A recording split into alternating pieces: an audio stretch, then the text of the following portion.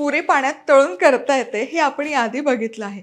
पण मी तुम्हाला म्हणलं आपण कुलचा पण तळून करणार तर तुमचा विश्वास बसेल नाही ना, मला माहीतच आहे. म्हणून रेसिपीज आज तुम्हाला दाखवणार आहे. नमस्कार, मी मधुरा. मधुरात रेसिपीमध्ये तुम्हा सर्वांचं खूप खूप खूप मनापासून स्वागत. अजिबात ईस्ट विस्ट वापरायचं नाही, दिवसभर कणिक मळून ठेवायची नाही, झटकीपट हा कुलचा तयार होतो. बरं, इथे गव्हाच्या पिठाचा वापर करूनही तुम्ही सेम प्रोसेस फॉलो करून हा कुलचा तयार करू शकतो. असं पीठ मळायचं, असा गुबगुबीत कुलचा तयार. चला, कुलच्याचं सारण करण्यासाठी काय काय साहित्य घेतलं ते बघूया. तर इथे 1/2 किलो बटाटा स्वच्छ धुवून उकडून असा किसून घेतला, बारीक चिरलेली कोथिंबीर, अर्धा चमचा भाजलेला जिऱ्याची पूड, 1 चमचा लाल तिखट, 1/2 चमचा काळं मीठ, 1 चमचा गरम मसाला, 1/2 चमचा चाट मसाला, 1 चमचा धनेपूड, चवीपुरतं मीठ. चला, सगळ्यात आधी उकडून किसलेला बटाटा घ्या. किसून घ्या, मॅश नका करून, कारण फोडी नको आपल्याला, कुलचा छान लाटला गेला पाहिजे. आता यामध्ये इतर सगळे आपण मसाले घालूयात, ज्यामध्ये सगळ्यात आधी लाल तिखट, भाजलेल्या जिऱ्याची पूड, गरम मसाला, चमचाभर धनेपूड, 1/2 चमचा काळं मीठ, 1/2 चमचा चाट मसाला.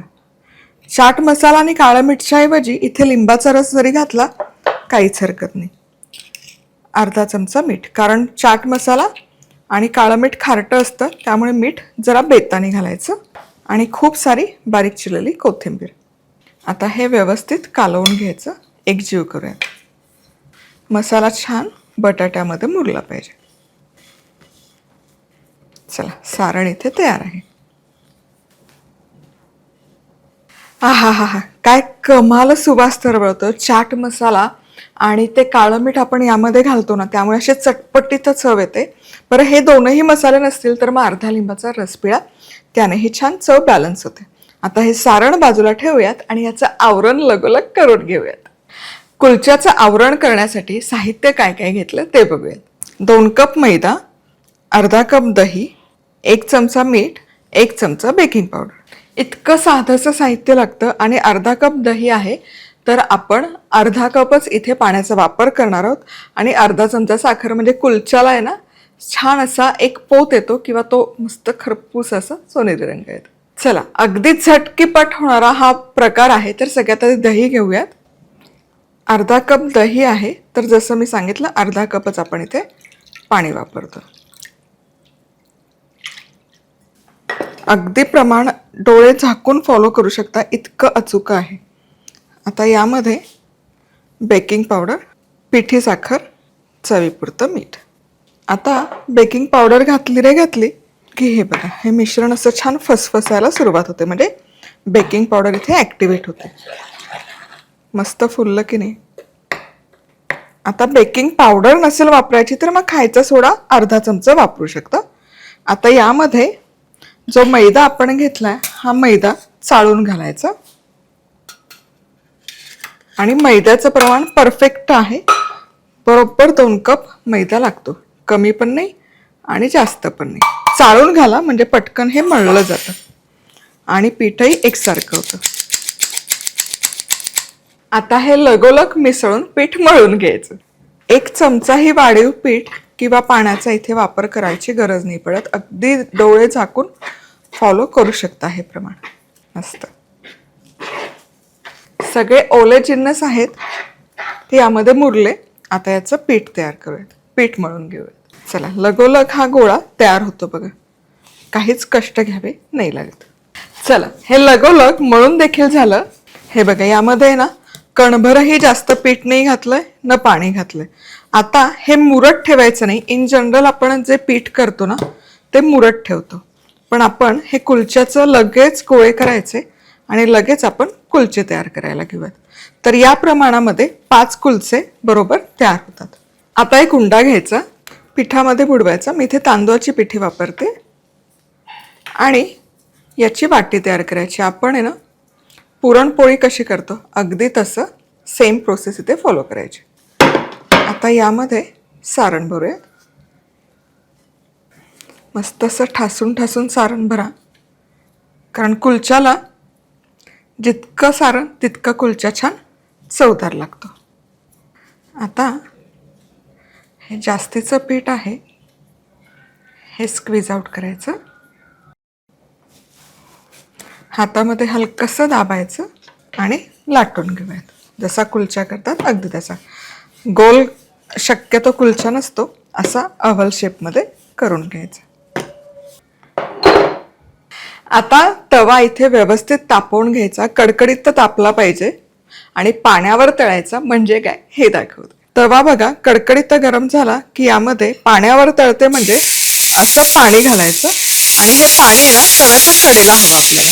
मधोमध देखील हवं, पण मुख्य म्हणजे कडेला हवं, कारण हा कुलचा आपण या पाण्यावरच तळणार आहोत. आता तुम्हाला सांगते, हा कुलचा आपण ज्या बाजूने बंद केला ना, ही बाजू आधी आपण तव्यावर घालणार आहोत. आणि लगोलग झाकण ठेवायचं, कारण हे जे पाणी आहे ना, या पाण्याच्या उष्णतेमध्ये याची जी गरम वाफ होते त्यामध्ये हा कुलचा मस्त असा फुलतो आणि भाजूनही निघतो. आणि ही सगळी प्रोसेस आहे ना मोठ्या आचेवर करायची, मंद आच, मध्यम आच असं काहीही करायचं नाही. हे जसं याला उष्णता लागते ना तसं हे सगळ्या बाजूने मस्त कुलचा फुलतो बघा. आणि तेलाची तुपाची काहीही गरज पडत नाही हा फुलवण्याकरता. गरम वाफ आहे पाण्याची, त्यामध्ये मस्त सगळ्या बाजूने फुलतो. हे झाकण उघडलं ना की तुम्हाला तो मॅजिक शो बघायला मिळेल. आहा आहा हा हा. आता तुम्हाला मॅजिक शो दाखवते. वा बघा, टुम्म फुगला की नाही, सगळ्या बाजूने टुम्म फुगलाय. याला तेलाची खरंच गरज नाही, पाण्यावरच छान फुलतो हा. पण मी आपलं ऑइल स्प्रे आहे तर जरा फ्लॉन्ट करते. हे बघा, पराठा करा, डोसा करा, हे असं एकसारखं ऑइल स्प्रे करायला सोपं पडतं. आपलं मधुराज रेसिपीचं आहे, madhurazrecipeclub.com वर खरेदी करू शकता. कमाल. आता ही वा आहा हा हा हा. बघा, अगदी भट्टी किंवा तंदूर मध्ये करतो ना तसा कुरकुरीत होतो, जरी पाण्यावर आपण याला भाजलं तरी. वा वा वा वा वा.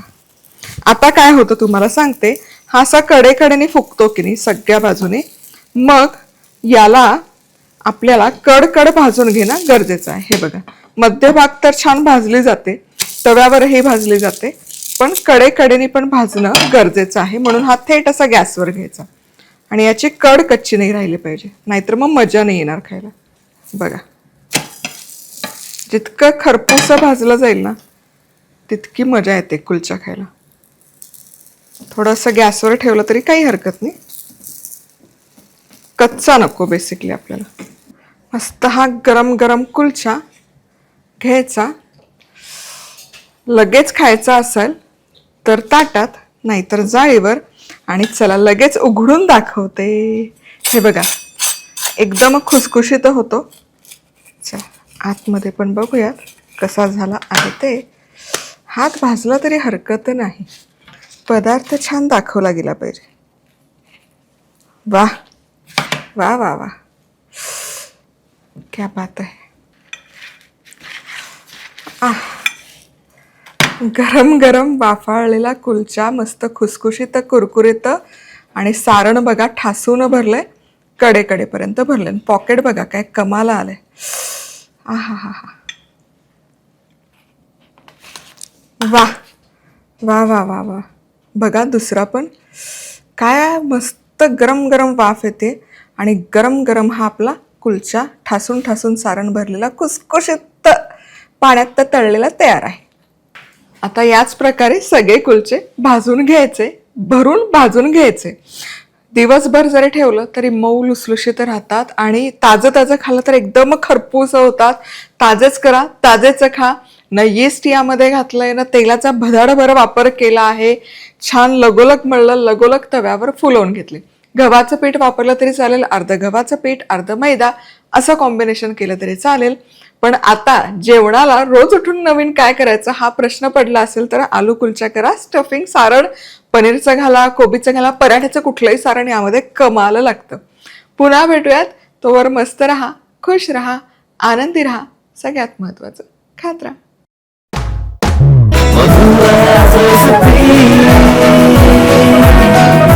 मधुराज रेसिपी, महाराष्ट्राची अस्सल चव.